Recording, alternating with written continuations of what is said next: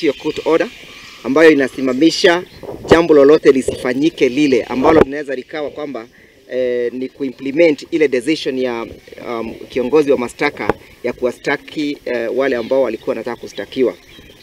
Kwa hivi sasa tunavyozungumza, nimepata habari kwamba wateja wangu wawili, wa kwanza akiwa Jane Waigwa Kimani na wa pili akiwa Solomon Mutora Kimani, ambao ndio walikwenda mahakamani pamoja na governor wa kitambo, tayari wameshashikwa na kukamatwa na idara ya upelelezi ya tume ya upelelezi ya EACC, na tunavyozungumza na nyinyi sasa wanasikia kwamba napata habari kwamba wanapelekwa mahakamani.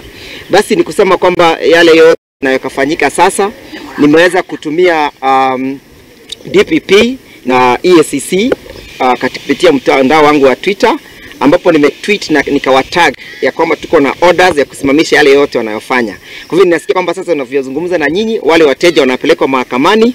Tunangojea kujua vile tunavyoweza kufika Nairobi kwa njia ya upesi sana, ili tuweze kuwapelekea hii nakala rasmi kwa njia ya rasmi. Kuna mtu ambaye unamngojea, na huyo mtu unajua yuko kwenye hiyo nyumba. Mbona usiende mahakamani ukachukue orders za kuingia pale? Mbona hata ungebisha ufunguliwe? Kwa sababu hata wakubisha, waliingia tu kama wezi tu.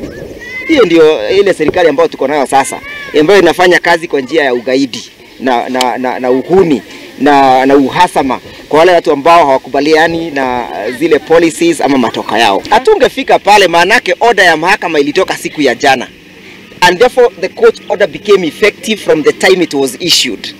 And we communicated to the media houses, we communicated to the EACC and the ODPP, and we informed them that we have a court order staying the implementation of the decision dated 13th of April 2024, which is a decision that arose from the DPP's office suggesting that my clients should be charged before a court of law. Hi,